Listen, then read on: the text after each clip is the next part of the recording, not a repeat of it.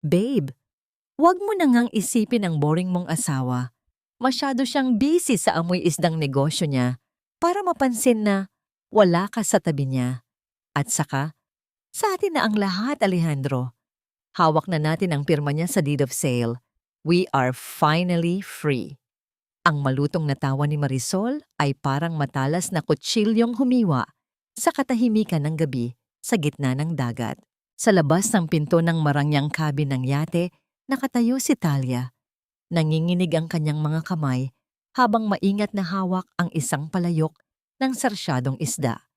Ang ulam na yon ay espesyal niyang niluto, iginisa sa luya at pagmamahal dahil iyon ang paborito ng kanyang asawa.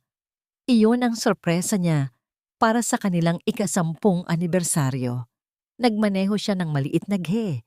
Binaybay ang alon sa ilalim ng liwanag ng buwan dahil gusto niyang makasama si Alejandro sa bagong yate na binili nila mula sa pinaghirapan nilang negosyo. Pero ang init ng palayok na hawak niya ay unti-unting naging yelo. Ang bango ng niluto niya ay tila naging amoy ng nabubulok na bangkay sa kanyang pang-amoy. You're right, Marisol. Masyado siyang naging kampante. Akala niya, sapat na ang pagiging mabuting asawa para manatili ako sa tabi niya. She's just a plain woman with a plain life. Hindi gaya mo. Ikaw ang buhay ko. Ang boses ni Alejandro na dati ay puno ng tamis kapag tumatawag sa kanya sa gabi, ngayon ay puno ng pangungutya. Tila nawalan ng lakas ang mga tuhod ni Talia. Ang kanyang hininga ay naging mababaw. Parang may kung anong nakabara sa kanyang lalamunan na hindi niya malunok.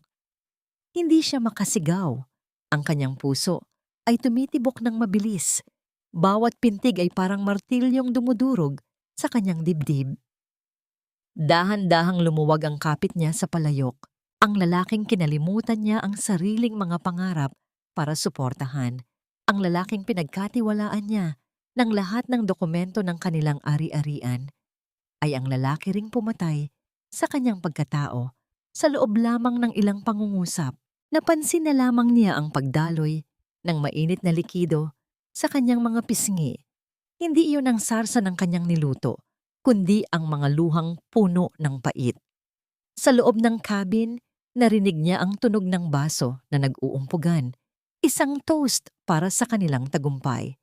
Isang pagdiriwang para sa kanyang pagkawasak. Ito na ba ang dulo ng langit na pinangarap ko nang kasama siya?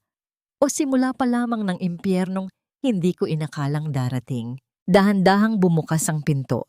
Nanlaki ang mga mata ni Alejandro nang makita ang asawang dapat ay nasa bahay lang at naghihintay. Walang bakas ng pagsisisi sa kanyang mukha, kundi pagkagulat na agad napalitan ng isang madilim at malamig na titig. Talia, what are you doing here? Ang tinig niya ay hindi na ang tinig ng asawang nagmamahal. Iyon ay tinig ng isang estranghero. Tumingin si Alejandro kay Marisol na nakaupo sa sofa, balot lamang ng kumot, at pagkatapos ay muling tumingin kay Talia. Since narinig mo na rin naman ang lahat, hindi na tayo kailangang magpanggap. Tapos na ang drama nating dalawa, Talia.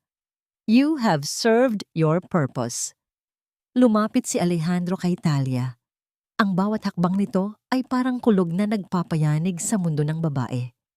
Hindi makagalaw si Talia. Tila nakadikit ang kanyang mga paa sa sahig ng yate habang ang hangin sa dagat ay unti-unting lumalamig. Anong gagawin niyo sa akin? Nauutal na tanong ni Talia. Ang kanyang boses ay tila isang munting bulong na halos malunod sa tunog ng makina ng yate. Isang mapait na ngiti ang sumilay sa labi ni Alejandro habang hinahawakan niya ang balikat ni Talia. Hindi iyon yakap ng pag-aalo, kundi isang mahigpit na kapit na parang isang hayop na handang lumapan ng biktima. Masyado ka kasing maraming alam, Talia. At sa mundong ito, ang mga taong maraming alam pero wala ng silbi ay mas mabuting mawala na lang. Sa isang iglap, naramdaman ni Talia ang malakas na tulak ni Alejandro. Ang kanyang katawan ay bumulusok pabalik, lumagpas sa rehas ng yate. Ang huli niyang nakita bago siya lamunin ng madilim at nagngangalit na alon ay ang malamig na mukha ni Alejandro at ang mapang-uyam na ngiti ni Marisol mula sa itaas. Ang tubig ay kasing lamig ng kamatayan at habang unti-unti siyang lumulubog sa kailaliman, ang huling tanong na umaling-awngaw sa kanyang isipan ay kung maririnig pa ba ng langit ang kanyang huling hininga. Ang kadiliman ng kailaliman ay tila isang malupit na yakap na ayaw siyang pakawalan. Sa ilalim ng dagat, walang ingay kundi ang pintig ng sarili niyang puso na unti-unting bumabagal. Ang bawat paglanghap ni Talia ay hindi hangin ang dinala, kundi ang maalat na parusa ng karagatan na pumasok sa kanyang mga baga, masakit at nakakasuffocate. Habang unti-unti siyang nawawalan ng malay, ang mukha ni Alejandro, ang huling imaheng nakaukit sa kanyang isipan, hindi ang mukha ng lalaking pinangakuan siya ng habang buhay, kundi ang mukha ng isang mamamatay taong walang bakas ng pag-aalinlangan. Ngunit tila hindi pa handa ang tadhana na bawiin ang kanyang hininga. Naramdaman ni Talia ang isang magaspang na kamay na humahawak sa kanyang braso. Isang puwersa ang humila sa kanya paitaas, palayo sa malamig na kamatayan. Ang susunod niyang naalala ay ang pakiramdam ng magaspang na kahoy sa ilalim ng kanyang likuran at ang hanging humahagupit sa kanyang basang balat. Nang imulat niya ang kanyang mga mata, hindi ang kisame ng kanilang mansyon ang bumungad sa kanya. Sa halip, nakita niya ang isang bubong na gawa sa nipa at kawayan. Ang hangin ay amoy tuyong isda at langis ng niyog. Ang bawat bahagi ng kanyang katawan ay tila dinidikdik sa hapdi, lalo na ang kanyang mukha na tila binabalatan ng buhay. Huwag kang piliting gumalaw, Ija. Malalim ang mga sugat na nakuha mo sa mga batuhan at korales. Isang paos na boses ng matanda ang narinig niya. Sa sulok ng maliit na silid, nakita niya ang isang matandang lalaki. Ang kanyang mga mata ay malabo at tila may puting talukap. Ngunit ang kanyang mga galaw ay tiyak at puno ng pag-iingat. Siya si Mang Lando, isang mangingisdang bulag ang mga mata, ngunit bihasa sa pakikiramdam sa bawat bulong ng dagat. Nasaan? Nasaan ako? Pautal na tanong ni Talia. Ang bawat salita ay parang bilyong karayom na tumutusok sa kanyang pisngi. Nasa isla ng pag-asa ka. Natagpuan kitang palutang-lutang sa tabi ng mga matatalas na bahura. Mapalad ka dahil hindi ka hinayaang mamatay ng dagat. Sagot ng matanda habang nagtitimpla ng halamang gamot. Dahan-dahang itinaas ni Talia ang kanyang nanginginig na kamay upang haplusin ang kanyang mukha. Ngunit bago pa man dumapo ang kanyang mga daliri, naramdaman niya ang makapal na tela ng benda na bumabalot sa halos kalahati ng kanyang ulo. Ang hapdi ay nanunuot hanggang sa kanyang buto. Ang aking mukha, Mang Lando, anong nangyari sa mukha ko? Hindi sumagot ang matanda.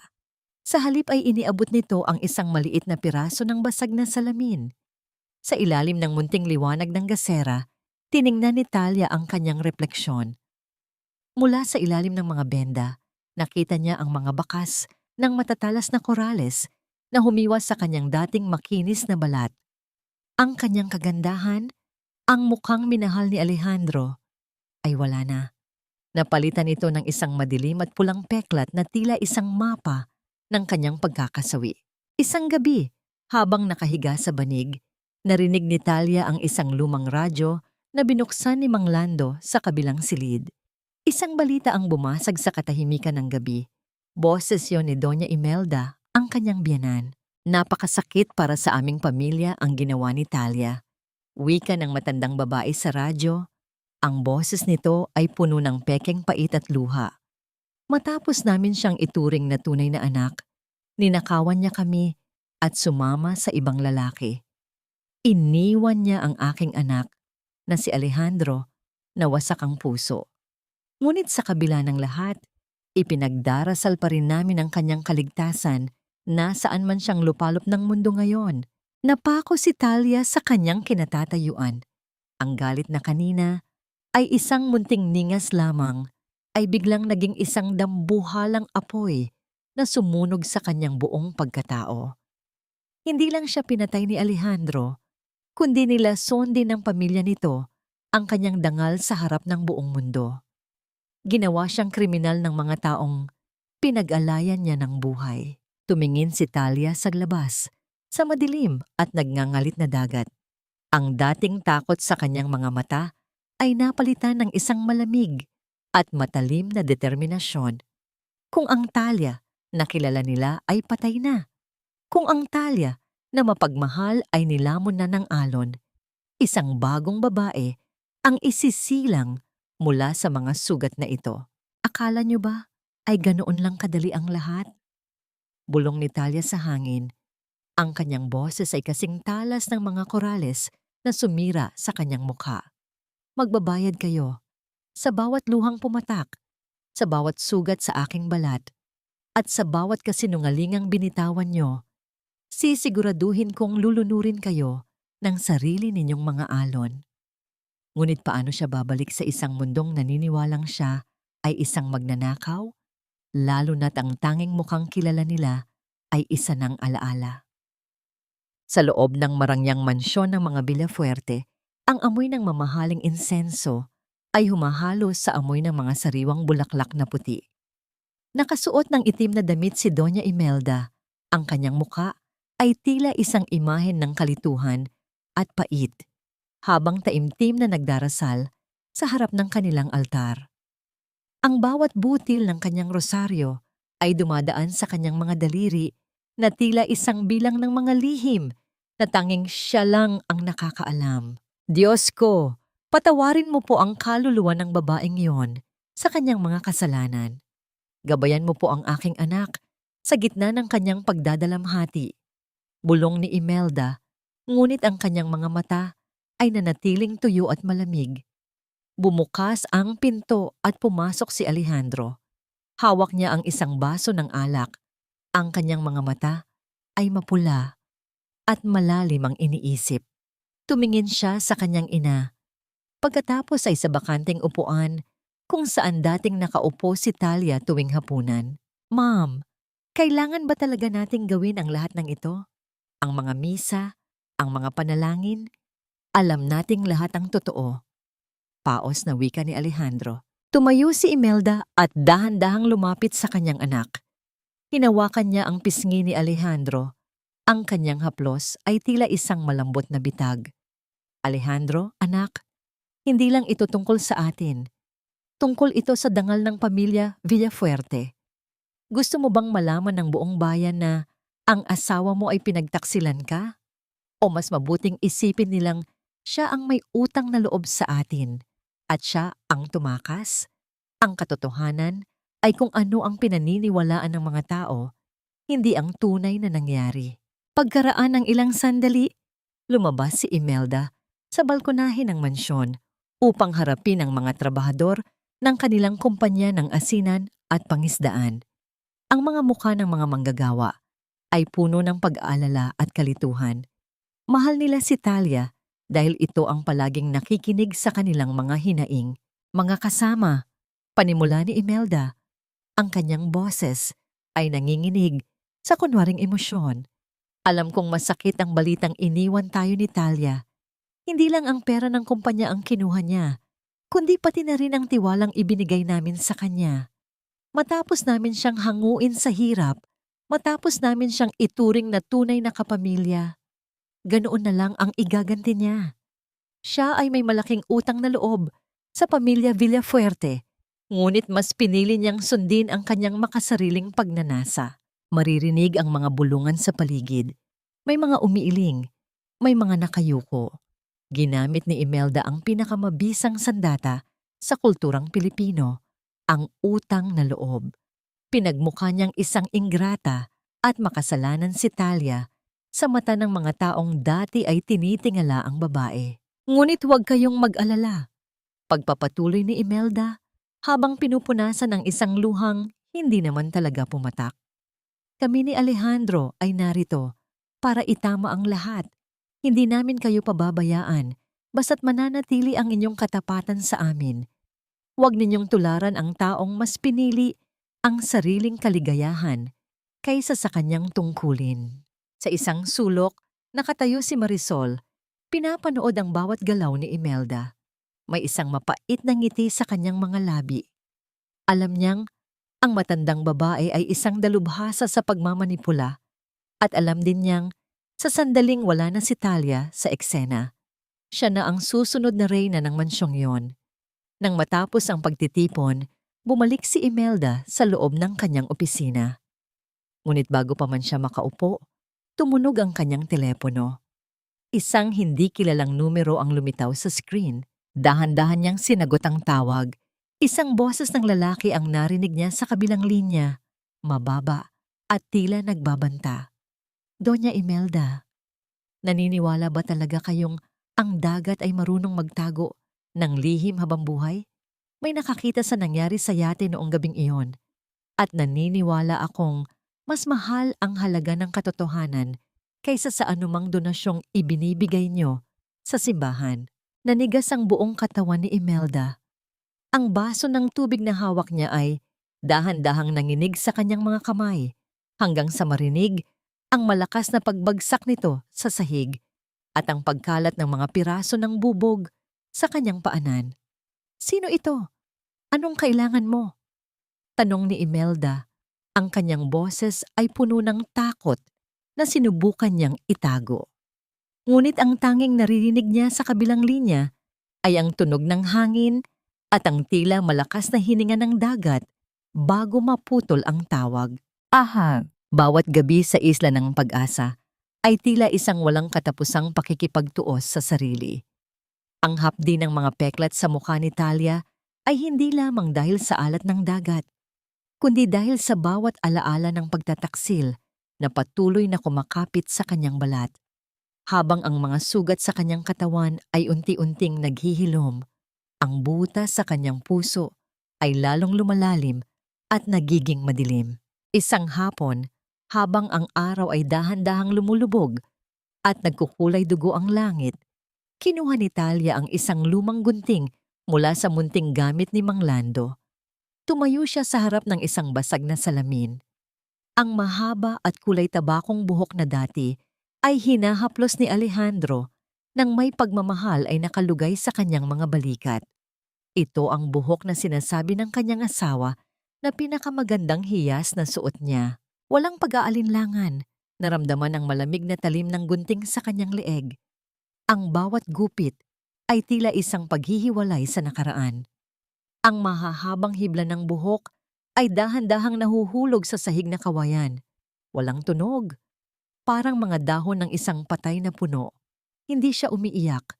Ang bawat luhang dapat ay pumatak ay natuyo na sa init ng kanyang puot.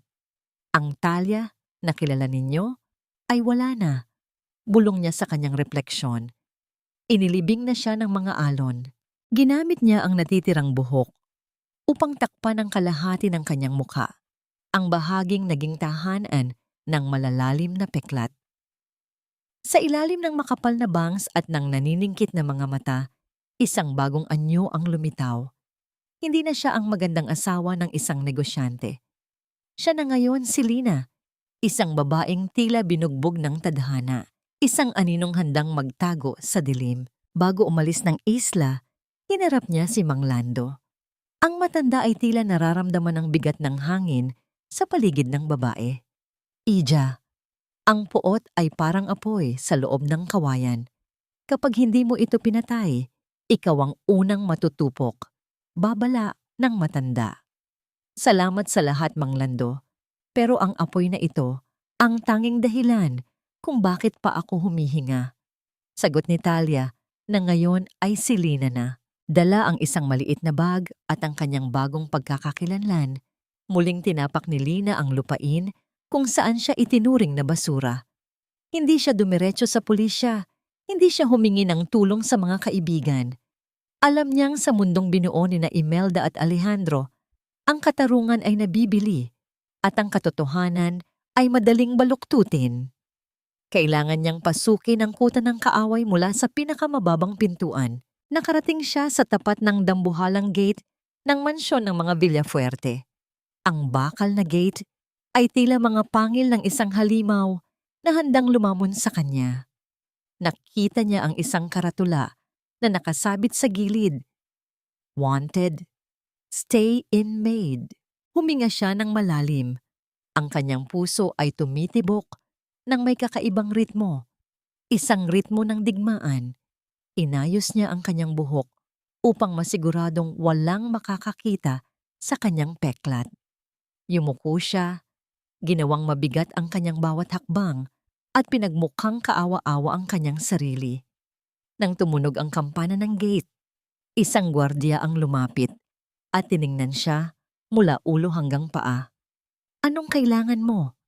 tanong nito nang may kabastusan. "Naghahanap po ako ng trabaho." "Kahit ano po, basta may matuluyan lang," sagot ni Lina. Ang kanyang boses ay nanginginig, hindi dahil sa takot, kundi dahil sa pagpipigil na huwag sumigaw sa galit habang tinitingnan ng bahay na dati ay sa kanya. Binuksan ang maliit na pinto ng gate. Habang naglalakad siya sa mahabang pasilyo patungo sa kusina, nakita niya si Alejandro at Marisol sa malayo. Nagtatawanan habang nag-aalmusal sa hardin.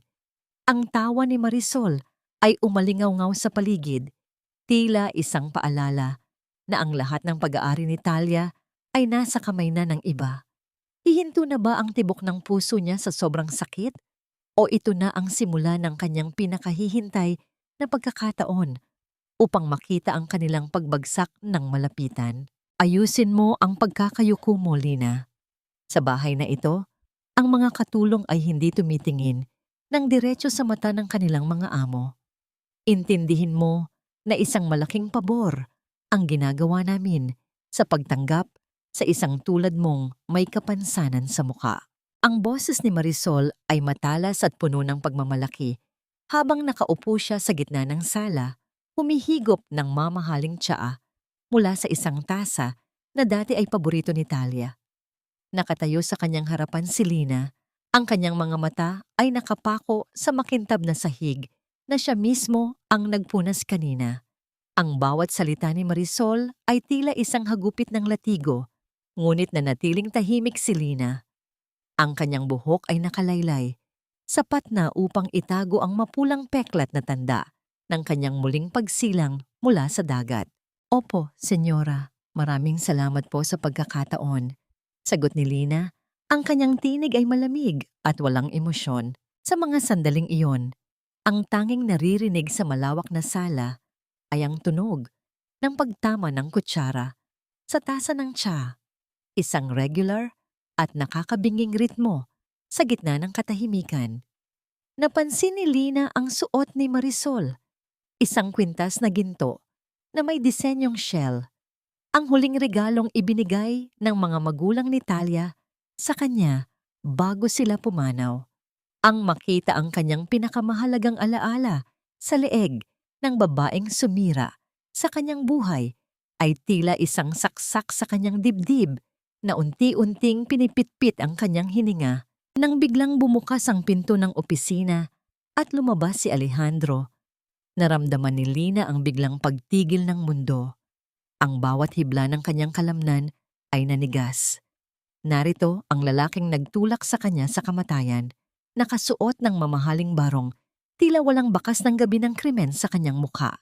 "Babe, sino itong bagong katulong? Bakit ganyan siya makatingin?" tanong ni Alejandro habang lumalapit. Ang kanyang mga hakbang sa sahig na kahoy ay tila mga dagundong ng kulog sa pandinig ni Lina. Mabilis na iniwas ni Lina ang kanyang paningin. Ang kanyang puso ay tumitibok ng mabilis, parang isang ibon na pilit kumakawala sa hawla. Naramdaman niya ang titig ni Alejandro sa kanyang nakatalikod na anyo. May kung anong takot na gumapang sa kanyang batok. Natatandaan ba niya ang amoy ko? Ang tindig ko? "Si Lina yan, babe. Huwag mo nang pansinin ang hitsura niyan. Medyo nakakatakot lang dahil sa peklat niya sa mukha pero masipag naman daw," paliwanag ni Marisol nang may kasamang tawa. "Lina, dinala na ang mga gamit mo sa kwarto ng mga katulong sa likod. Pero bago ka magpahinga, umakyat ka sa master bedroom. Linisin mo ang lahat ng alikabok doon. Ayoko ng kahit anong bakas ng nakaraan sa silid na yon." Ang bawat hakbang ni Lina paakyat sa hagdan ay parang isang paglalakbay sa kanyang sariling libingan. Nang buksan niya ang pinto ng master bedroom, ang amoy ng sarili niyang pabango ay nanatili pa rin sa hangin. Tila isang multong tumatanggi na lumisan. Nakita niya ang isang retrato sa tabi ng kama. Ang retrato nila ni Alejandro sa kanilang kasal. Ngunit may malaking lamat na ang salamin nito at ang kanyang mukha sa litrato ay nilagyan ng itim na marka ng pentel pen. Dahan-dahang lumapit si Lina sa basurahan sa sulok ng silid. Doon, nakita niya ang isang maliit na frame ng kanyang yumaong ina na itinapon na parang basura. Naramdaman niya ang init ng luhang nag-uumpisang mabuo sa kanyang mga mata, ngunit agad niya itong pinunasan. Ang bawat pagdurog sa kanyang alaala ay lalong nagpapatibay sa bakal na nakapalibot sa kanyang puso. Maya-maya pa ay pumasok si Marisol sa silid, bitbit ang isang tray ng mga gamot. Naupo ito sa kama at itinaas ang kanyang mga paa. "Lina, halika rito. Masakikit ang mga binti ko sa katatayo kanina sa garden. Masahiin mo ang mga paa ko," utos ni Marisol habang nakatingin sa kisame. Alam mo, ang dating asawa ni Alejandro, si Talia, napaka-inutil nung babaeng yon. Akala niya, sa pagiging mabuti niya, ay makukuha niya ang lahat. Hindi niya alam na sa mundong ito, ang mga tulad niyang mahihina ay tinatapon lang sa dagat para kainin ng mga pating. Habang hinahawakan ni Lina ang mga paa ni Marisol, naramdaman niya ang matinding pagnanais na higpitan ng kanyang hawak hanggang sa marinig ang pagtunog ng mga buto. Ang bawat pangungutya ni Marisol sa kanyang pagkatao ay tila isang mitya na unti-unting sumusunog sa kanyang natitirang pasensya. "Bakit ka tumahimik, Lina? May sinasabi ba akong mali?" Tanong ni Marisol, sabay sipa ng bahagya sa balikat ni Lina upang makuha ang atensyon nito. Tumingin si Lina paitaas. Ang kanyang mga mata ay nananatiling nakatago sa likod ng kanyang buhok, ngunit ang kanyang boses ay naging isang malamig na bulong na tila nanggaling sa kailaliman ng lupa. "Wala po, senyora. Sadyang iniisip ko lang po kung ang mga pating ba ay marunong ding maghintay para sa kanilang susunod na biktima." Napatigil si Marisol. Ang ngiti sa kanyang mga labi ay dahan-dahang naglaho habang tinititigan ang katulong na nasa kanyang paanan. Isang kakaibang lamig ang biglang bumalot sa silid at sa isang sandali, tila nakita ni Marisol ang isang pamilyar na kislap sa mga mata ni Lina. Isang kislap na hindi dapat naroon. Kakayanin kaya ni Lina na panatilihin ang kanyang maskara habang ang bawat segundo sa loob ng bahay na ito ay unti-unting sumisira sa kanyang katinuan. Ang gabi sa mansyon ng mga Villafuerte ay hindi kailanman naging simbolo ng kapayapaan para kay Lina.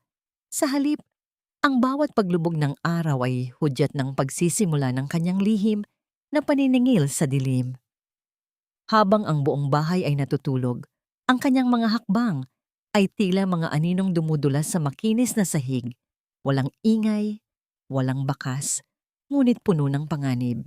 Isang hapon, habang naghahanda ng merienda para kay Doña Imelda, sinadya ni Lina na pagpalitin ang mga lalagyan ng asukal at asin sa kusina. Alam niyang si Marisol ang nagpresintang magtimpla ng paboritong tsaang mansanilya ng matanda upang magpalakas ng loob. Mula sa gilid ng pintuan, pinanood ni Lina ang eksena. "Mom, heto po ang tsaa nyo. I added a little bit more sweetener para naman mabawasan ang stress nyo," wika ni Marisol nang may kasamang plastik na ngiti. Ngunit sa unang higop pa lamang ni Doña Imelda, agad nitong naibuga ang likido sa kanyang mamahaling bestida. Ang tunog ng pagtama ng tasa sa mesa ay tila isang babala ng paparating na bagyo. "Ano ba itong ibinigay mo, Marisol? Gusto mo ba akong mamatay sa taas ng presyon? Napaka-careless mo kahit sa maliliit na bagay." Sigaw ng matanda, ang kanyang mukha ay namumula sa galit. "Pero ma'am, I followed the recipe." "Lina, halika rito." Sigaw ni Marisol, pilit na ibinabaling ang sisi sa katulong. Lumapit si Lina nang nakayuko Ang kanyang buhok ay nagsisilbing tabing sa kanyang lihim na tagumpay. Pasensya na po, senyora. Baka po sadyang nalito lang kayo sa pagmamadali niyo kanina. Mahinahong sagot ni Lina. Ang bawat salita niya ay tila isang banayad na udyok upang lalong mag-away ang dalawang babae. Ang tensyon sa pagitan ng magbiyanan ay unti-unting lumalalim. Hindi na lang ito tungkol sa tiya. Ito ay tungkol sa kapangyarihan at sa nauubos na pasensya ni Doña Imelda sa paggastos ni Marisol sa pera ng kumpanya. Habang nagtatalo ang dalawa, dahan-dahang lumisan si Lina patungo sa opisina ni Alejandro sa ikalawang palapag. Kailangan niyang makahanap ng ebidensya tungkol sa anonymous caller na narinig niyang nagbabanta kay Imelda noong nakaraang gabi. Alam niyang hindi lang siya ang may lihim sa bahay na ito. Pinihit niya ang doorknob ng opisina. Ang tunog ng pag-ikot ng bakal ay tila isang malakas na pintig sa kanyang pandinig sa gitna ng katahimikan ng pasilyo. Pagpasok niya, sinalubong siya ng amoy ng lumang papel at tabako. Mabilis niyang hinalughog ang mga drawer sa lamesa ni Alejandro. Doon, nakakita siya ng isang itim na notebook na nakatago sa ilalim ng mga dokumento ng kumpanya. Nang buksan niya ito, nakita niya ang mga listahan ng mga pangalan at halaga ng pera, mga transaksyong hindi dumaan sa legal na proseso. Ngunit ang mas nakakuha ng kanyang atensyon ay ang isang litrato ni Alejandro noong kabataan nito, at sa likod nito ay may nakasulat na pangalan, Lando. Napatigil ang hininga ni Lina. Ano ang kinalaman ng matandang mangingisda na nagligtas sa kanya sa pamilya Villafuerte? Biglang narinig ni Lina ang tunog ng mga yabag ng sapatos na papalapit sa pintuan. Mabigat at tiyak ang bawat hakbang. Isang tunog na kilalang-kilala niya. Si Alejandro. Walang oras para lumabas. Mabilis siyang nagtago sa likod ng makapal na kurtina ng bintana. Pilit na pinatitigil ang panginginig ng kanyang mga kamay. Ang pintuan ay bumukas nang may kasamang malakas na pag-inggit ng mga bisagra. Pumasok si Alejandro, ang kanyang hininga ay amoy alak at dire-diretsong naupo sa kanyang upuan. Mula sa kanyang pinagtataguan, nakikita ni Lina ang likod ni Alejandro. Kinuha ng lalaki ang isang lumang kwintas, ang kwintas na suot ni Talia noong gabing itinulak niya ito sa dagat. Narinig ni Lina ang isang mahaba at malalim na buntong hininga mula sa kanyang asawa. Talia, bakit ba hindi ka pa rin umaalis sa isipan ko? Bulong ni Alejandro sa sarili. Ang kanyang boses ay puno ng kalituhan at tila isang bakas ng pagsisisi. Isang maling galaw lang ni Lina ay mahuhuli na siya. Ngunit sa gitna ng panganib, isang katanungan ang pilit na bumabagabag sa kanya. Ang pagsisisi ba ni Alejandro ay totoo? O isa lamang itong paraan upang linisin ang kanyang sariling konsensya habang patuloy na nagtatamasa sa nakaw na yaman? Maya-maya pa ay tumunog ang telepono sa ibabaw ng lamesa. Sinagot ito ni Alejandro nang may panginginig sa boses. Sino ito? Sabi ko naman sa'yo, babayaran kita. Huwag kang magpapakita sa mansyon. Sino ang kinakatakutan ni Alejandro? At sino ang lalaking nakita ni Lina sa garden kagabi na tila may hinihintay sa gitna ng kadiliman? Itapon mo na ang lahat ng yan, Lina. Hindi ko kailangan ng mga antigong basura sa loob ng mansyon na ito. Amoy amag at amoy kahirapan ang bawat piraso ng mga gamit na yan. Ang boses ni Marisol ay walang bahid ng awa habang itinuturo niya ang isang lumang kahoy na baul na galing sa bodega. Sa loob niyon ay ang mga natitirang alaala ng mga magulang ni Talia, ang Biblia ng kanyang ama, ang mga luma at kupas na litrato ng kanilang payak na buhay sa baryo, at ang maliit na altar na gawa sa nara na naging saksi sa lahat ng kanyang mga dalangin nung bata pa siya. Opo, senyora, ilalabas ko na po. Mahinang sagot ni Lina habang ang kanyang puso ay tila pinipitpit ng isang dambuhalang kamay. Binuhat ni Lina ang mabigat na baul palabas ng mansyon patungo sa likod bahay malapit sa basurahan. Kasabay ng paglabas niya ay ang biglang pagbagsak ng malakas na ulan. Ang langit ay nagkulay abo. tila nakikiramay sa bigat na nararamdaman ng kanyang kalooban. Ang bawat patak ng ulan sa kanyang balat ay kasing lamig ng pagtrato sa kanya ng mga taong dati ay itinuring niyang pamilya. Sa gitna ng ulan, dahan-dahang binuksan ni Lina ang baul. Doon, sa ilalim ng mga lumang libro, nakita niya ang isang puting panyo na may burda ng pangalan ng kanyang ina. Kinuha niya ito at mahigpit na niyakap sa kanyang dibdib. Ang bango ng kanyang ina ay matagal nang naglaho. Napalitan na ng amoy ng luma at basang tela. Ngunit para kay Lina, iyon na lamang ang tanging init na natitira sa kanyang mundo. Napasandal siya sa dingding ng lumang bodega, hinayaang humalo ang kanyang mga luha sa bumubuhos na ulan.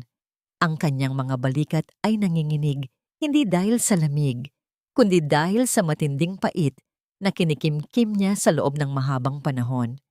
Nay, Tay, patawarin niyo po ako kung hindi ko mapangalagaan ang mga alaala niyo.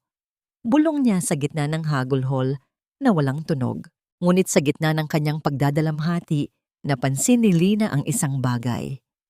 Ang maliit na Biblia ng kanyang ama ay may nakasingit na isang lumang sobre. Bago pa man ito mabasa, nang tuluyan ng ulan, mabilis niya itong itinago sa loob ng kanyang damit. Isang katanungan ang agad na sumagi sa kanyang isip.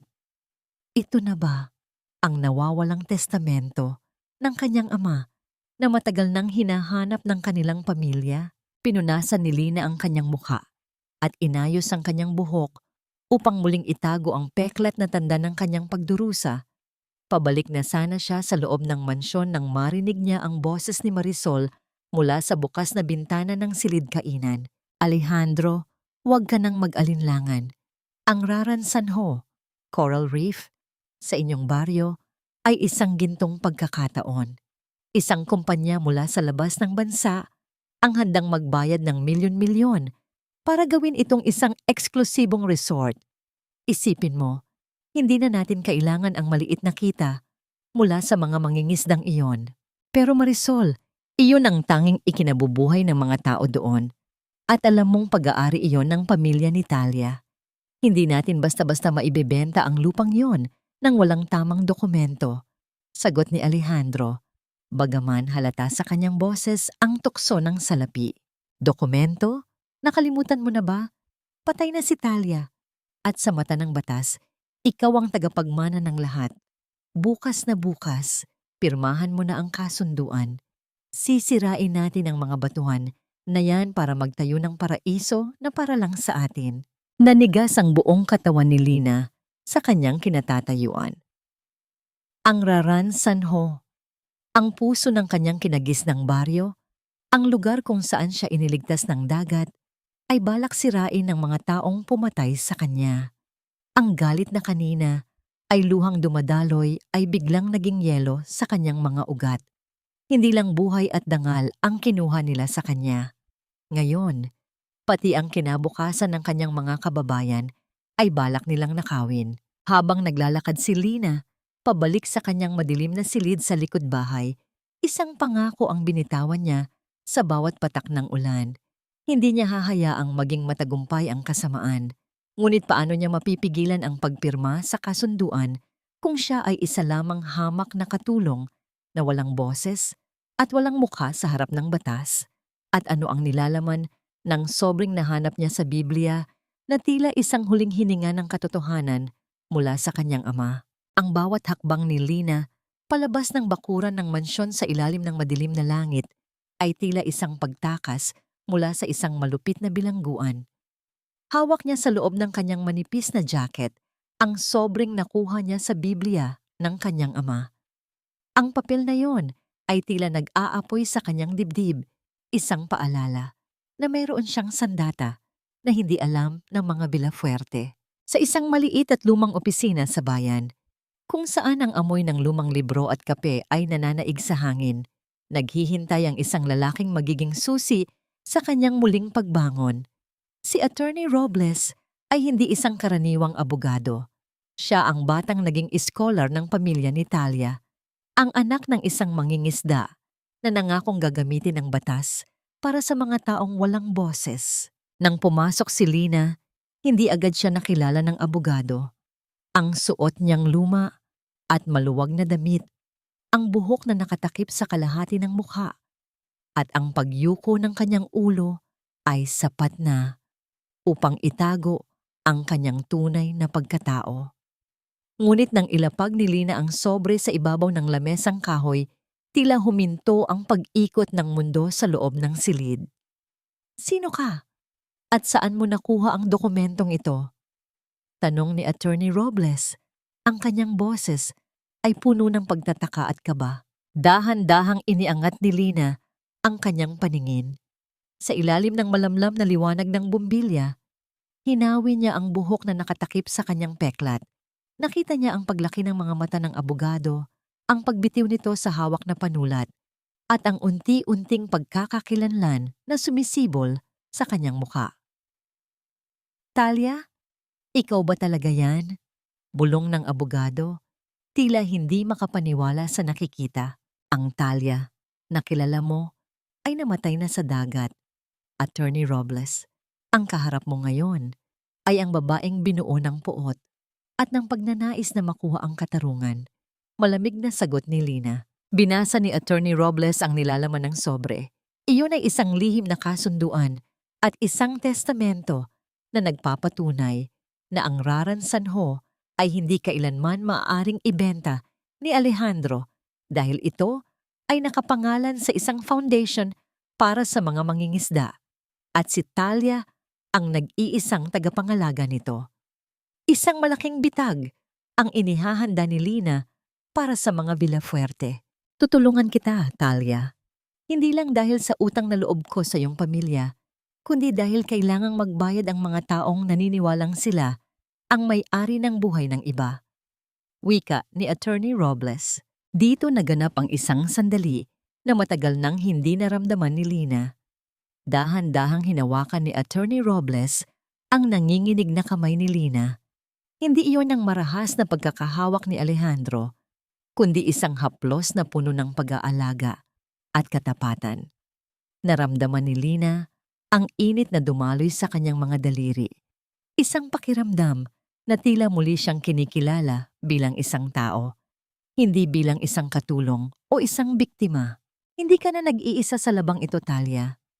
Pangako, ibabalik natin ang lahat ng kinuha nila sa'yo," seryosong sabi ng abogado habang nakatingin ng diretso sa kanyang mga mata. Sa kabila ng panganib, isang munting kislap ng pag-asa ang sumilay sa kalooban ni Lina. Ngunit alam niyang kailangan niyang bumalik sa mansyon bago pa man mapansin ang kanyang pagkawala. Pagbalik niya sa mansyon, sinalubong siya ng isang nakabibinging katahimikan. Ngunit pagdating niya sa kusina, nakita niya ang isang puting sobre na iniwan sa ibabaw ng lamesa para sa mga papasok na sulat. Ang sobre ay may malaking pulang tatak ng selyo mula sa isang hindi kilalang ahensya sa kabisera. Nang tingnan ni Lina ang nakasulat sa labas ng sobre, tila tumigil ang pagdaloy ng kanyang dugo. Ang sulat ay hindi para kay Alejandro, hindi para kay Doña Imelda, at hindi para kay Marisol. Ang pangalang nakasulat sa labas ng sobre sa malalaking letra ay para kay Talia Villafuerte. Sino ang magpapadala ng sulat sa isang taong ang akala ng lahat ay matagal nang wala sa mundong ito? At paano kung ang sulat na ito ang maging mitya upang mabulgar ang lahat ng kanyang pinaghihirapang itago? Ano ito? Bakit may sulat para sa isang taong matagal na nating ibinaon sa limot? Ang boses ni Marisol ay matalas at puno ng paghihinala habang hawak niya ang puting sobre na may pulang tatak. Nakatayo si Lina sa isang sulok ng kusina. Pilit na pinatitigas ang kanyang muka habang ang kanyang puso ay tila isang tambol na nagwawala sa loob ng kanyang dibdib. Ang bawat segundo ng katahimikan ay tila isang taon ng paghihirap. "Baka po nagkamali lang ang kartero, senyora," mahinang sagot ni Lina habang ang kanyang mga daliri ay mahigpit na nakakapit sa telang basahan na hawak niya. "Nagkamali? Imposible. Ang tatak na ito ay galing sa Registry of Deeds sa Maynila," wika ni Marisol habang binubuksan ang sobre nang walang pag-aalinlangan. Ngunit nang basahin niya ang nilalaman, ang kanyang mukha ay namutla at ang kanyang mga labi ay nanginig sa galit. Hindi iyon sulat mula sa isang tao. Iyon ay isang opisyal na paunawa na may nagaganap na investigasyon sa lahat ng ari-arian ni Talia Villafuerte dahil sa ulat ng unusual transactions. Dahil sa takot at pagkalito, mabilis na pumasok si Marisol sa opisina ni Alejandro. Iniiwan ang sobre sa ibabaw ng mesa. Ito ang pagkakataon ni Lina. Habang nagtatalo ang dalawa sa loob ng opisina, dahan-dahang lumapit si Lina sa vault ni Doña Imelda na matatagpuan sa maliit na silid sa ilalim ng hagdan. Sa tulong ng mga impormasyong nakuha niya mula sa notebook ni Alejandro noong nakaraang gabi, mabilis niyang napaikot ang dial ng vault. Sa loob niyon, hindi lang mga alahas ang nakita niya. Nakita niya ang mga pekeng resibo at mga dokumentong nagpapatunay na si Doña Imelda ay nagnanakaw ng pondo mula sa retirement fund ng mga mangingisda sa loob ng maraming taon. Ito na ang katapusan ng inyong kapangyarihan, bulong ni Lina sa sarili habang mabilis na kinukunan ng larawan ang mga dokumento gamit ang isang maliit na telepono na ibinigay sa kanya ni Attorney Robles. Nang gabi ring iyon, habang ang buong mansyon ay nababalot ng tensyon dahil sa sulat mula sa Maynila, nakita ni Lina si Alejandro na nakaupo mag-isa sa beranda. May hawak siyang baso ng alak at ang kanyang mga balikat ay nakayuko. Tila pasan niya ang buong mundo. Dahan-dahang lumapit si Lina upang maghain ng tubig. Ngunit napatigil siya nang marinig ang isang mahinang hikbi. Si Alejandro, ang lalaking pilit na nagpakita ng tigas at kawalang awa, ay umiiyak sa gitna ng dilim. Talia, patawarin mo ako, bulong ni Alejandro. Ang boses niya ay basag at puno ng pagsisisi. Hindi ko gustong saktan ka, ngunit natakot ako. Natakot akong mawala ang lahat sa akin. Nakatayo lang si Lina sa kanyang likuran, isang aninong hindi nakikita sa dilim. Ang kanyang kamay ay muntik nang dumapo sa balikat ni Alejandro dahil sa isang bahagi ng kanyang pusong marupok pa rin, ngunit agad niya itong binawi. Ang bawat luhang pumatak sa pisngi ni Alejandro ay hindi kayang hugasan ang dugo sa kanyang mga kamay. Ang pagpapatawad ay isang luho na hindi kayang ibigay ng isang babaeng namatay na sa dagat. Pabalik na sana si Lina sa kanyang kwarto nang biglang bumukas ang ilaw sa pasilyo. Sa harap niya ay nakatayo si Marisol. Ang mga mata nito ay nanlilisik at puno ng pagkaalkalde. Nakita nito ang folder na hawak ni Lina, ang folder na naglalaman ng mga lihim ni Doña Imelda. Lina, ano ang ginagawa mo sa folder na yan? At bakit galing ka sa silid ng vault ni Doña Imelda? Ang tanong ni Marisol ay tila isang hatol ng kamatayan. Ang katahimikan sa pasilyo ay tila isang tali na unti-unting sumasakal kay Lina. Nahuli na ba siya sa sarili niyang bitag bago pa man niya maisakatuparan ang kanyang huling paghihiganti? Ang bawat segundong dumadaan sa madilim na pasilyo ay tila isang butil ng buhangin na bumabara sa lalamunan ni Lina. Ang mga mata ni Marisol ay naniningkit, puno ng lason at paghihinala, habang ang kanyang kamay ay dahan-dahang umaabot sa folder na hawak ng katulong. Sumagot ka, Lina. Bakit mo pinakikialaman ang mga gamit ni Doña Imelda? Magnanakaw ka ba? O baka naman may iba kang motibo sa pagpasok sa bahay na ito. Ramdam ni Lina ang lamig ng pawis na gumagapang sa kanyang likuran. Ngunit sa ilalim ng kanyang buhok, ang kanyang mga mata ay hindi kumukurap. Pinilit niyang pakalmahin ang kanyang boses. Ginawa itong paos at puno ng kunwaring takot. Paumanhin po, senyora. Nakita ko lang po itong nakakalat sa lapag malapit sa hagdan. Akala ko po ay basura, kaya pupulutin ko sana para itapon. Sagot ni Lina. Ang kanyang katawan ay dahan-dahang yumuyuko, isang sining ng pagpapanggap na matagal na niyang pinag-aaralan. Ngunit hindi basta-basta naniwala si Marisol. Hinablot niya ang folder ng may dahas, dahilan upang magasgasan ang mga daliri ni Lina sa talim ng papel. Sa galit ni Marisol, Hindi niya napansin ang mga larawang mabilis na itinago ni Lina sa loob ng kanyang suot na apron. Sa halip, ang pansin niya ay natuon sa peklat ni Lina na bahagyang nalantad dahil sa pagkakahablot. Nakakasulasok ang hitsura mo, Lina. At ang boses mo, bakit tila pamilyar? Bakit tila naririnig ko ang isang taong matagal ko nang pinatahimik? Wika ni Marisol habang lumalapit ang kanyang mukha sa mukha ni Lina.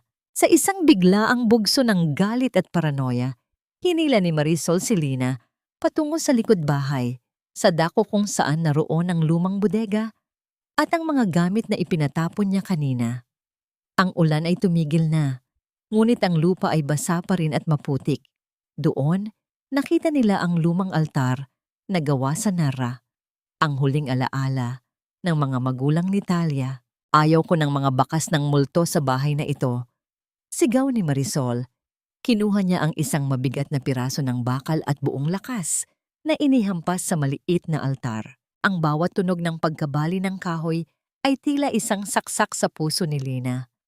Ang altar na naging saksi sa kanyang pagkabata, ang altar kung saan siya nanalangin para sa kaligayahan nila ni Alejandro, ay dinudurog ngayon sa harap ng kanyang mga mata. Ang imahe ng krus ay bumagsak sa putik. Nawasak ang braso nito, tila sumasalamin sa kanyang sariling pagkawasak. Dito namatay ang huling hibla ng pasensya ni Talia. Isang malamig na katahimikan ang bumalot sa kanyang buong pagkatao. Hindi na siya umiyak, hindi na siya nanginig. Dahan-dahan siyang tumayo ng matuwid.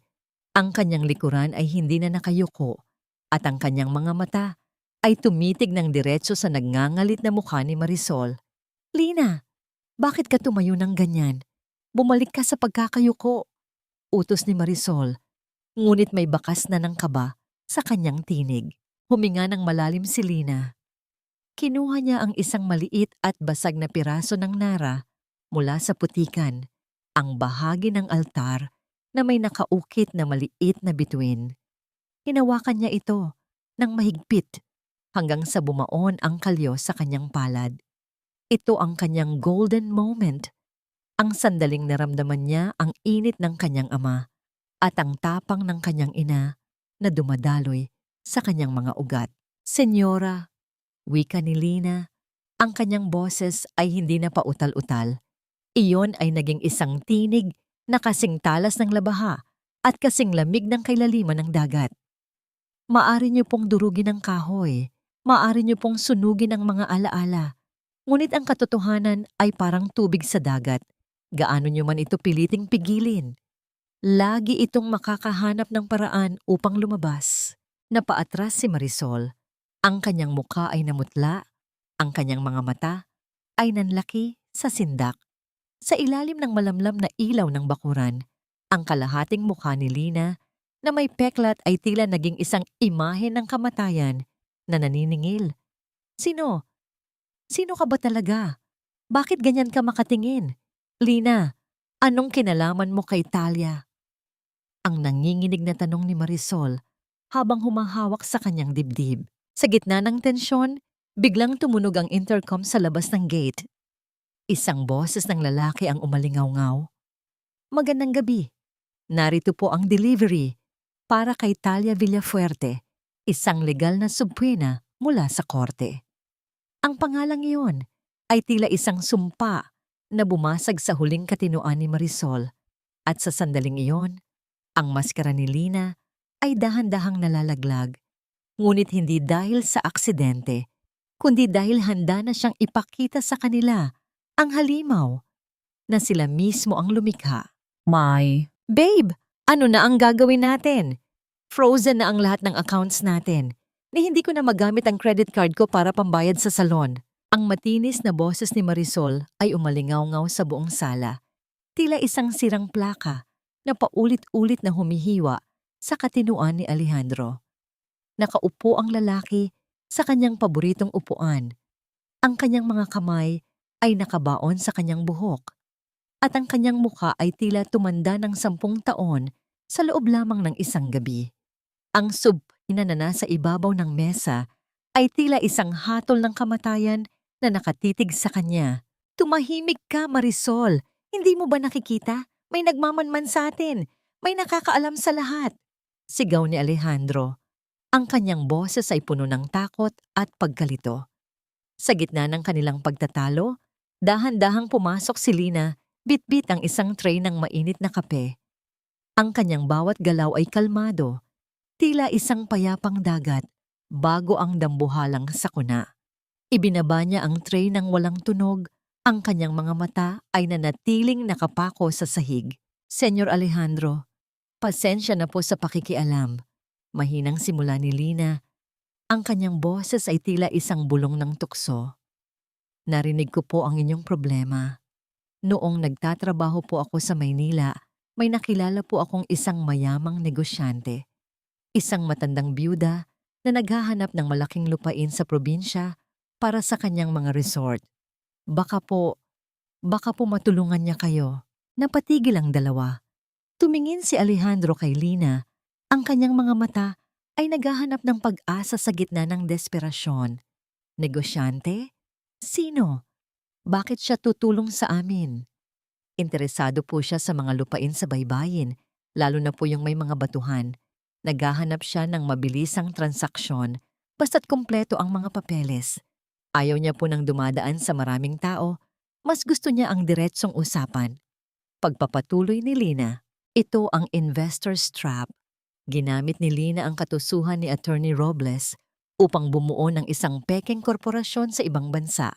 Sa loob ng ilang araw, ang pulong ay itinakda sa isang madilim at eksklusibong opisina sa bayan. Doon, si Talia ay nagpanggap na kinatawan ng misteryosong investor. Nakasuot siya ng isang itim na belo at malalaking salamin. Idinahilan ang kanyang sensitibong balat at mga peklat mula sa isang pekeng operasyon. Sa harap niya, sina Alejandro at Marisol ay tila mga gutom na aso na naghihintay ng buto. Ginoong Villafuerte, handa kaming bayaran ang lahat ng inyong utang sa bangko at bigyan kayo ng malaking kapital para sa inyong bagong proyekto. Wika ni Talia.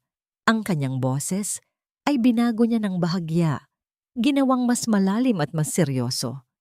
Ngunit kapalit nito, kailangang magsilbing garantiya ang lahat ng inyong ari-arian, kabilang ang mansyong tinitirhan ninyo ngayon at ang mga lupain sa Quezon.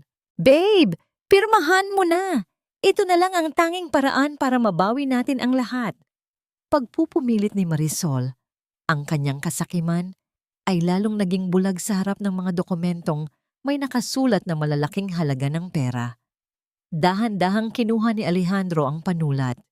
Ang tunog ng pagdampi ng pluma sa papel ay tila isang huling hininga ng kanyang kalayaan.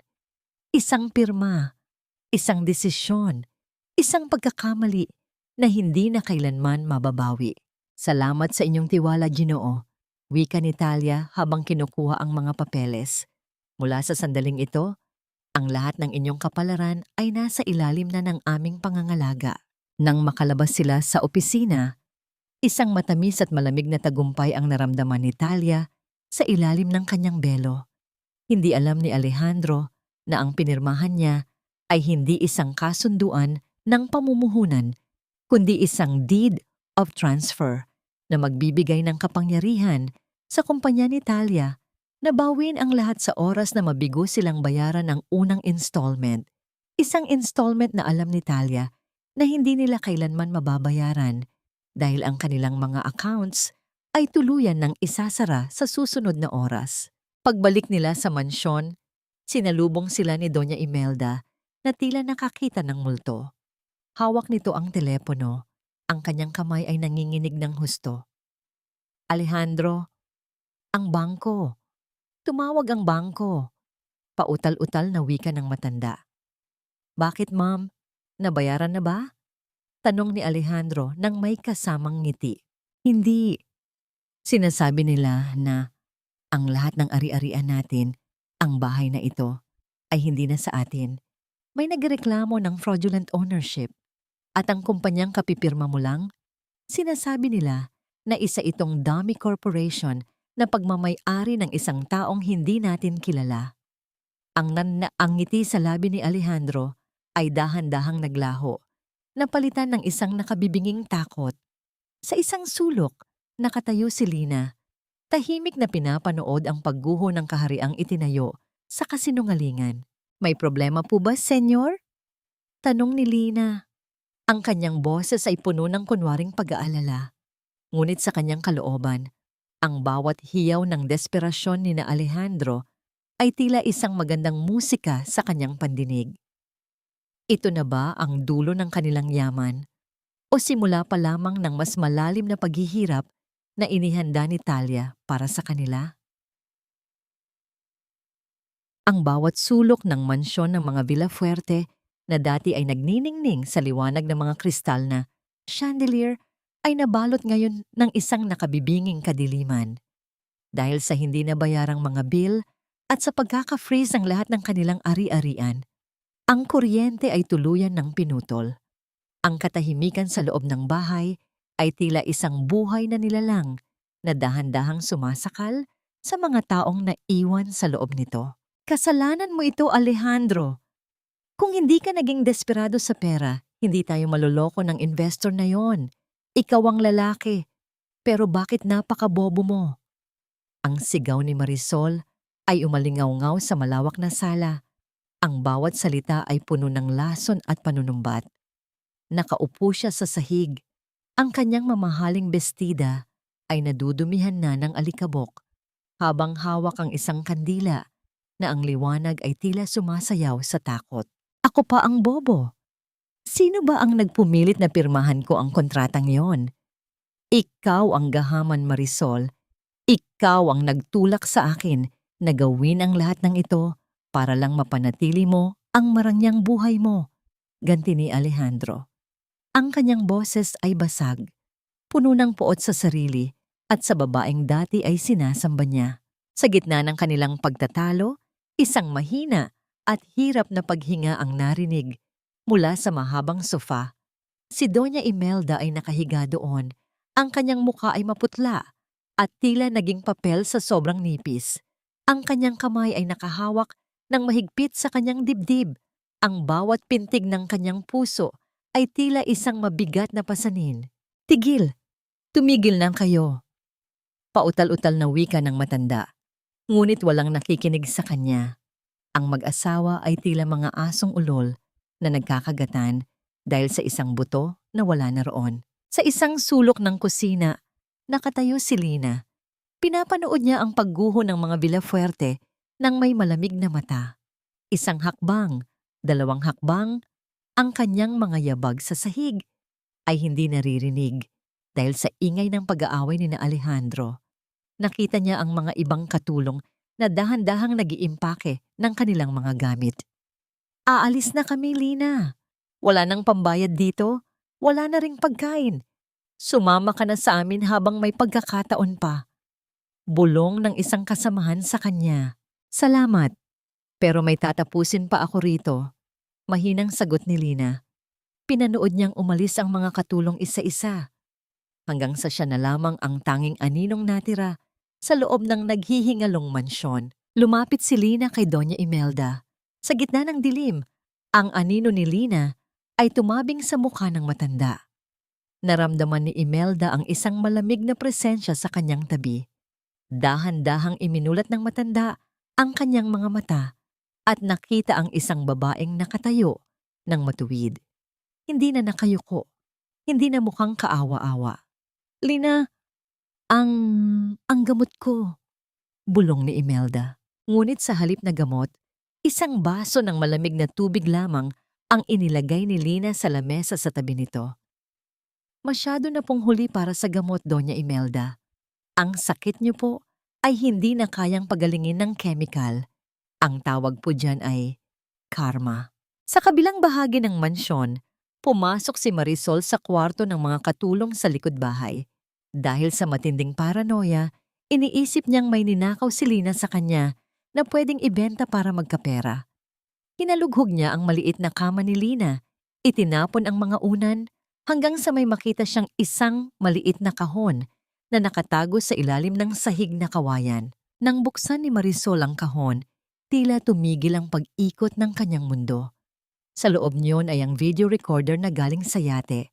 Ang recorder na akala nila ay nawala na sa ilalim ng dagat. At sa tabi niyon ay ang isang lumang litrato ni Talia na may nakasulat na mga salita sa likod. Ang dagat ay hindi kumakain ng katotohanan. Nanlaki ang mga mata ni Marisol. Ang nanginginig niyang mga kamay ay dahan-dahang humawak sa pinto. Lina! Hindi. Hindi siya si Lina. Mabilis na tumakbo si Marisol pabalik sa mansyon. Ang bawat hakbang niya ay puno ng lagim. Ngunit pagdating niya sa sala, nakita niya si Lina na nakatayo sa gitna. Hawak ang isang gasera na nagbibigay ng kakaibang liwanag sa kanyang mukha. Dahan-dahang hinawi ni Lina ang kanyang buhok. Inilalantad ang malalim at pulang peklat na tanda ng gabi ng kanilang krimen. Hinahanap mo ba ito, Marisol? Tanong ni Lina. Ang boses ay kasing talas ng bilyong bubog na patigil sina Alejandro at Marisol. Ang katahimikan sa loob ng mansyon ay naging kasing bigat ng isang sementeryo. May kasagutan na ba ang kanilang mga kasalanan? O ito na ang gabi kung saan ang mga multo ng nakaraan ay tuluyan ng maniningil ng buhay? Talia, hindi ito maari. Patay ka na. Nakita kitang lumubog. Nakita kitang nilamon ng dagat. Ang boses ni Alejandro ay tila isang hangin na galing sa libingan, puno ng panginginig, takot at hindi paniniwala. Ang kandilang hawak ni Marisol ay nalaglag sa sahig. Ang munting apoy nito ay dahan-dahang namamatay sa gitna ng basang putik na pumasok mula sa labas. Sa gitna ng madilim na sala, ang mukha ni Talia na tinatamaan ng liwanag ng gasera ay tila isang anghel ng kamatayan. Ang pulang peklat sa kanyang pisngi ay nagniningning, isang buhay na saksi sa kalupitan ng lalaking pinangakuan siya ng habang buhay. Ang dagat, Alejandro, ay may sariling hustisya, malamig na tugon ni Talia. Ang kanyang boses ay hindi na ang boses ng katulong na si Lina. Ito ay boses ng isang reynang nagbabalik upang bawiin ang kanyang trono. Hindi nito tinatanggap ang mga inosenteng alay na itinapon ng mga kamay na puno ng dugo.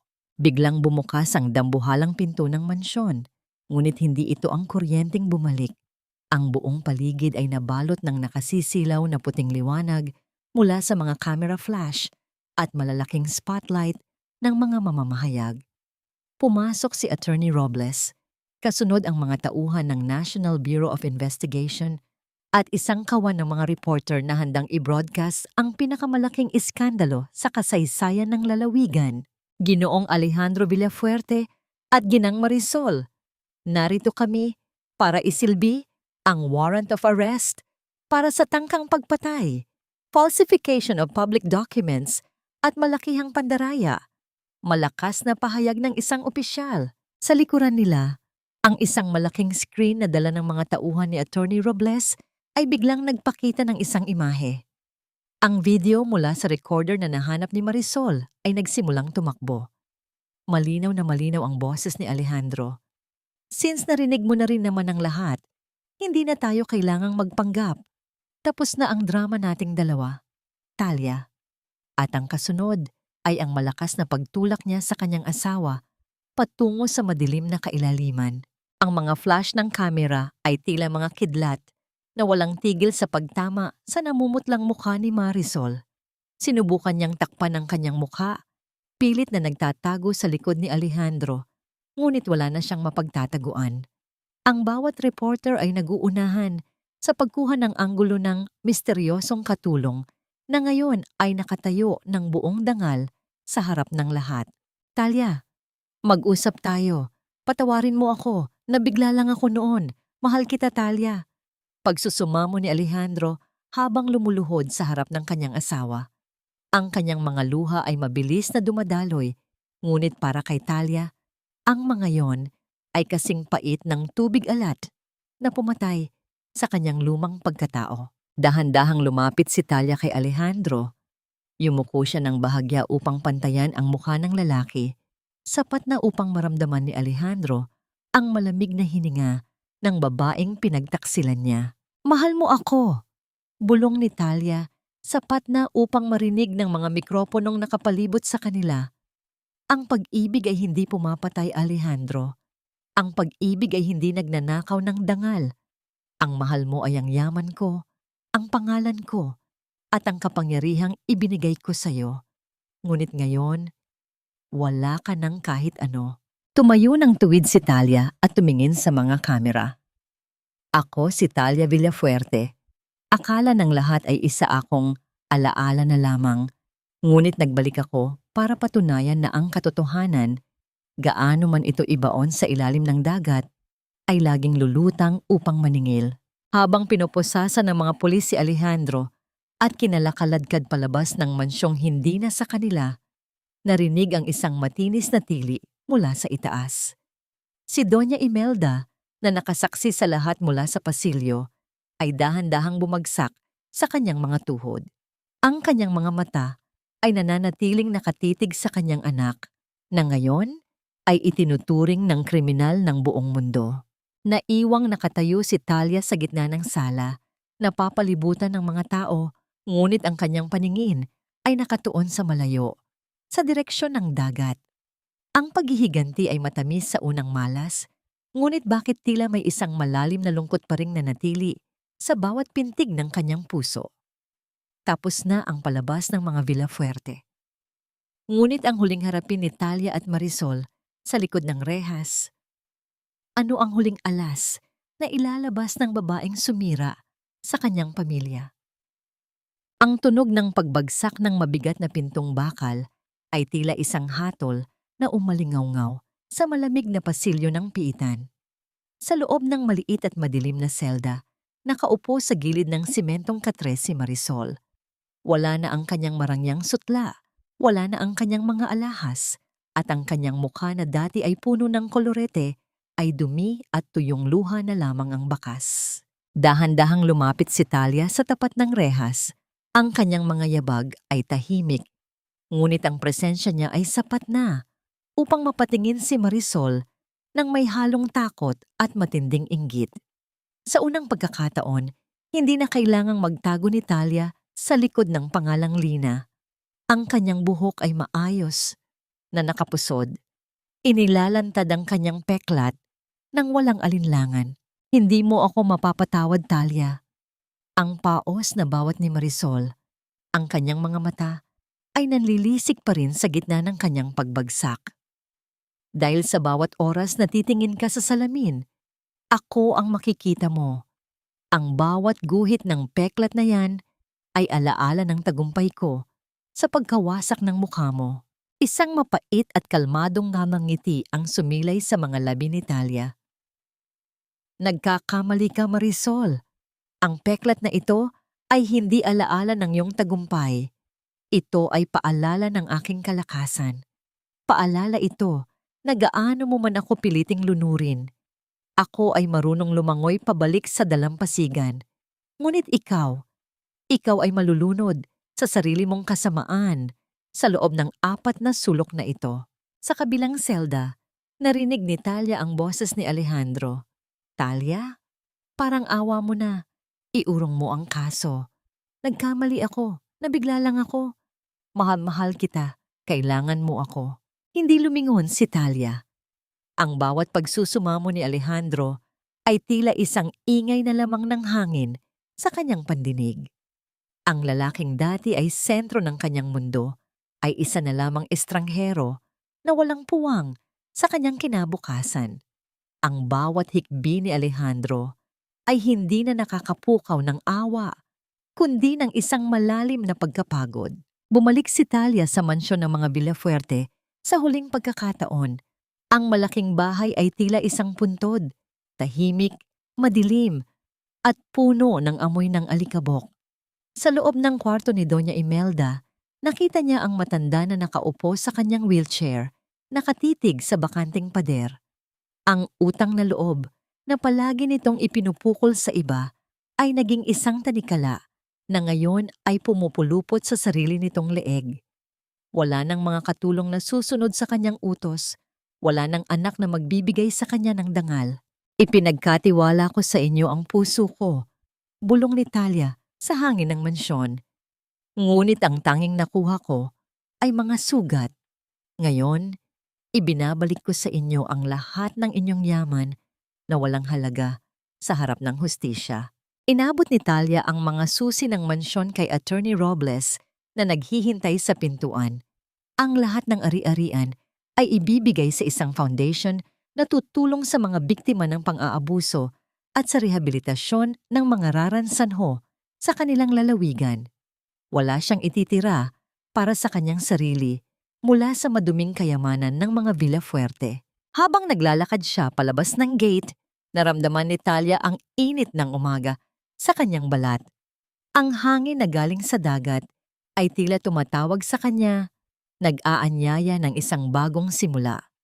Ngunit sa kabila ng tagumpay, may isang huling bagay pa siyang kailangang harapin. Sa kanyang bulsa, hawak niya ang isang lumang litrato ni Mang Lando, kasama ang isang batang lalaki na kamukhang-kamukha ni Alejandro. Bakit may ganoong litrato ang matandang nagligtas sa kanya? At anong lihim ang itinatago ng dagat na tila mas malalim pa sa paghihiganting kanyang isinagawa? Lumingon si Talia sa huling pagkakataon sa mansyon.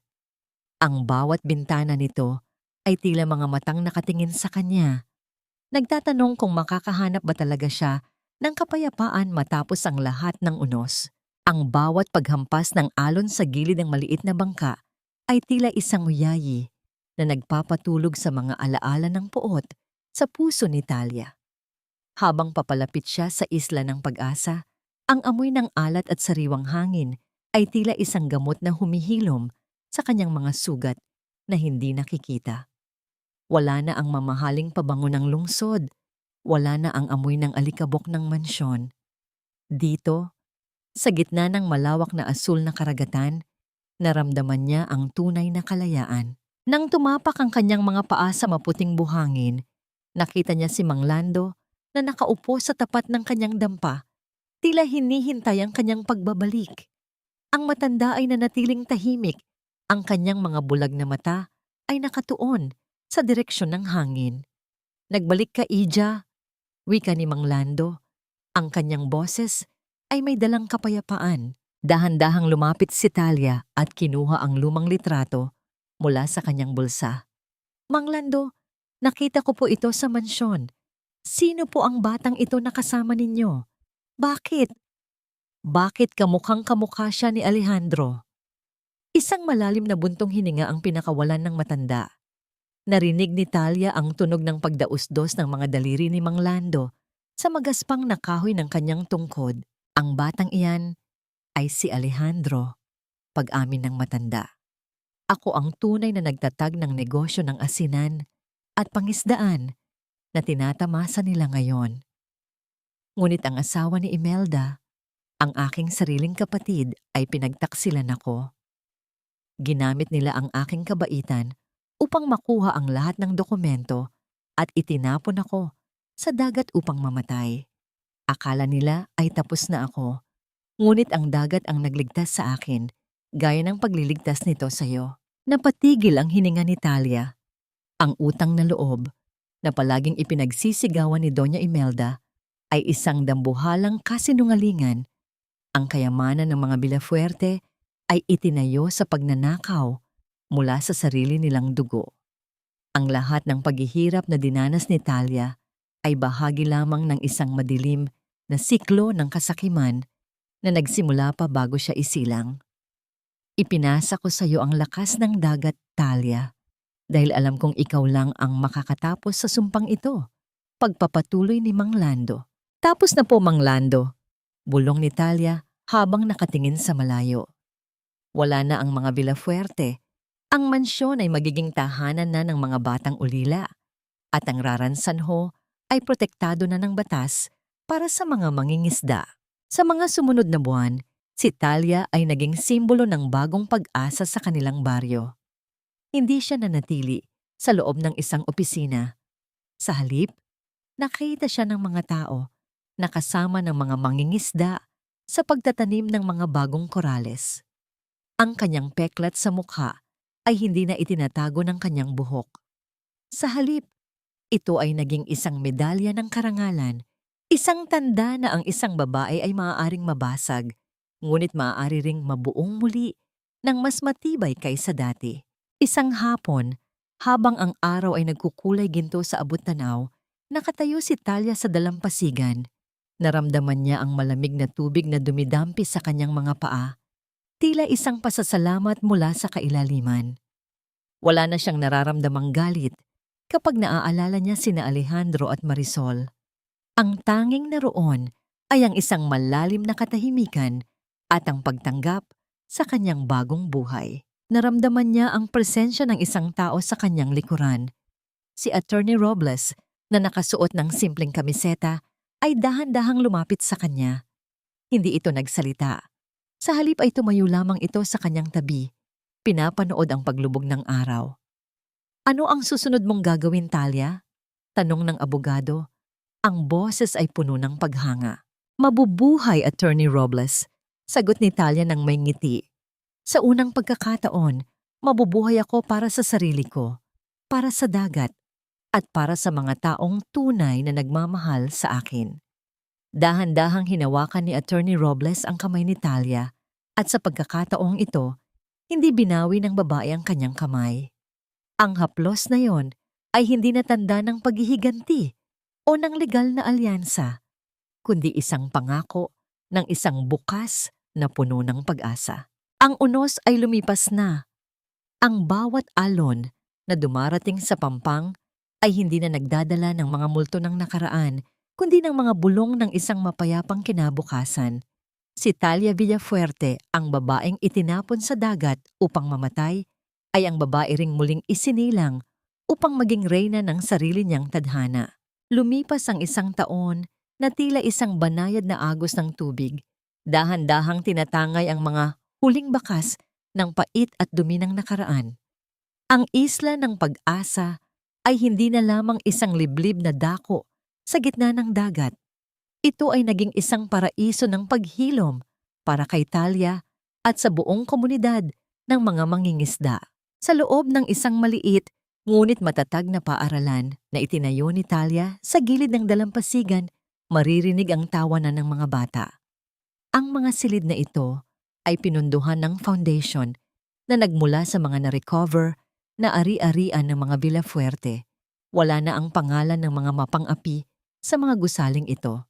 Sa halip, ang bawat haligi ay nakapangalan sa mga mangingisdang nagbuwis ng buhay para sa dagat. Nakatayo si Talia sa beranda ng kanyang bagong bahay, isang payak na tahanang gawa sa kawayan at semento, bukas sa hanging amoy dagat. Hinawakan niya ang kanyang pisngi. Ang peklat doon ay hindi na mapula at hindi na rin mahapdi. Sa paglipas ng panahon, ang balat ay naging kasing kinis na ng isang tuyong kabibi. Kapag tinitingnan niya ang kanyang sarili sa salamin, hindi na siya nakakakita ng biktima. Ang nakikita niya ay isang babaeng marunong lumaban, isang babaeng muling nahanap ang kanyang sarili sa gitna ng unos. Mula sa kanyang kinalalagyan, natanaw niya si Mang Lando na tinuturuan ang mga kabataang mangingisda kung paano mag-alaga ng mga raransanho. Ang matanda ay may bago ng sigla sa kanyang mga galaw. Tila nabawi na rin niya ang dangal na ninakaw sa kanya ng sarili niyang kadugo sa loob ng maraming dekada. Ang hustisya ay hindi lamang nakuha sa loob ng korte, kundi pati na rin sa katahimikan ng bawat gabing wala ng takot na dumarating. Kumusta na kaya ang mga taong sumira sa kanya? Ayon kay Attorney Robles, nananatili si Alejandro sa loob ng bilangguan, binubuno ang parusang habang buhay. Balita ring si Marisol ay tuluyan ng iniwan ng lahat ng kanyang mga kaibigan, nag-iisa sa kanyang selda, nakatitig sa pader na walang ibang naipapakita kundi ang anino ng kanyang sariling kasakiman. Si Doña Imelda naman ay nasa isang pasilidad para sa mga may karamdaman. Ang kanyang isipan ay tuluyan ng nalimot ang sariling pangalan, isang malupit na biro ng tadhana para sa isang babaeng ginamit ang pangalan upang mangapi ng kapwa. Dahan-dahang lumapit si Attorney Robles kay Talia, bit-bit ang 2 baso ng sariwang buko juice. Ang abogado ay hindi na nakasuot ng kurbata. Ang kanyang mga manggas ay nakatupi at ang kanyang mga paa ay nakayapak sa buhangin. Napakatahimik ng hapon na ito, Talia, wika ni Attorney Robles habang tumatabi sa kanya. Ang kanyang tinig ay puno ng lambing na matagal nang naghihintay na maipahayag. Ito ang katahimikang matagal kong hinanap, David, sagot ni Talia, na sa unang pagkakataon ay tinawag ang abogado sa kanyang unang pangalan. Salamat sa hindi pag-iwan sa akin noong ang tanging dala ko lang ay galit at peklat. Hinawakan ni David ang kamay ni Talia. Ang kanilang mga daliri ay nagdaup ng may kasiguraduhan. Sabi ko sa'yo, ang dagat ay marunong magbalik ng mga nawawalang hiyas. At ikaw ang pinakamahalagang hiyas na muling nahanap ng mundong ito. Walang pangako ng marangyang kasal. Walang mga hiyas na nagniningning. Ang tanging naroon ay ang pangako ng isang bukas na payapa. Isang pag-ibig na hindi kailangang manakit para patunayan ang sarili. At isang buhay na hindi na muling magpapaalipin sa utang na loob na mapangapi. Habang ang araw ay tuluyang lumulubog, nagbibigay ng kulay rosas at lila. Sa kalawakan, ang tunog ng banayad na paghampas ng tubig sa pampang ay tila isang huling bulong ng pasasalamat. Ang kwento ni Talia Villafuerte ay hindi na isang melodrama ng paghihiganti. Ito ay isa ng awit ng pag-asa, isang patunay na matapos ang pinakamalakas na bagyo, ang dagat ay palaging nagiging kalmado. At ang bawat babaeng nasaktan ay may kakayahang bumangon at maging reyna ng sarili niyang payapang dalampasigan. Dito nagtatapos ang alon ng paghihiganti at nagsisimula ang agos ng tunay na pag-ibig. Ang bawat hampas ng alon sa pampang ay tila isang marahang bulong. Natapos na ang gabi ng pagtangis at narito na ang bukang liwayway ng isang bagong simula. Sa dulo ng mahabang paglalakbay ni Talia, natutunan nating ang tunay na hustisya ay hindi lamang matatagpuan sa loob ng korte, kundi sa katahimikan ng ating sariling kalooban. Mga mahal kong tagapakinig, mula sa kailaliman ng aking puso, maraming salamat sa inyong pagtitiyaga at pagsama sa akin hanggang sa huling istasyon ng kwentong ito. Aminado ako habang isinusulat ko ang bahagi kung saan mahigpit na niyayakap ni Talia ang basang panyo ng kanyang ina sa gitna ng ulan habang dinudurog ang kanyang mga alaala. Napatigil ako at sandaling naluha. Ramdam ko ang bigat ng bawat luhang humahalo sa patak ng ulan, ang hapdi ng pagtataksil na tila mas malalim pa sa kailaliman ng dagat. Ang kwentong ito ay hindi lamang bunga ng aking imahinasyon. Hango ito sa mga tunay na hininga ng mga kababaihang patuloy na lumalaban sa mga unos ng buhay, mga taong kahit paulit-ulit na itulak sa madilim na tubig, ay pinipiling lumutang at maging mas matatag. Ang ating mga sugat at karanasan ay parang mga raransanho sa ilalim ng dagat. Maaaring mabasag tayo ng mararahas na alon at malupit na tadhana, ngunit sa bawat lamat at bawat basag na bahagi, doon sumisibol ang mas matibay na buhay. Ang mga peklat na ito ang nagiging kanlungan ng mga bagong pangarap na hindi na muling matitibag ng kahit anong bagyo. Sa inyong palagay, tama ba ang naging desisyon ni Talia na talikuran ang yaman ng mga Villafuerte para sa payak na buhay sa isla? Kung kayo ang nasa kanyang kalagayan, kaya nyo rin bang magpatawad nang hindi kailangang kalimutan ang inyong sariling dangal? Nais ko ring kumustahin kayo, aking mga kaibigan. Saan nyo ba pinapakinggan ang audio na ito ngayon? Nagtutupi ba kayo ng mga damit? Nagluluto para sa pamilya? O baka naman nagpapahinga na matapos ang isang mapaghamong araw? Napakasarap isipin na sa bawat sulok ng ating bansa, may mga pusong kasabay kong tumitibok sa bawat salitang aking binibigkas. Huwag kayong mag-atubiling magbahagi ng inyong sariling kwento sa comment section sa ibaba. I-like at i-share nyo rin ang video na ito upang mas marami pa tayong pusong maabot at mapaghilom. Dito, laging may makikinig sa inyo. Hanggang sa muli nating pagkikita sa susunod na kwento. Naway manatiling matatag ang inyong loob at kasing payapa ng dagat ang inyong mga gabi. Pamagat ng kwento. ang reyna ng mga alon, ang muling pagbangon ni Talia. Paalala, ang lahat ng mga karakter at sitwasyon sa kwentong ito ay katang-isip lamang na nilikha para sa layuning magbigay aliw at maghatid ng positibong mensahe sa buhay.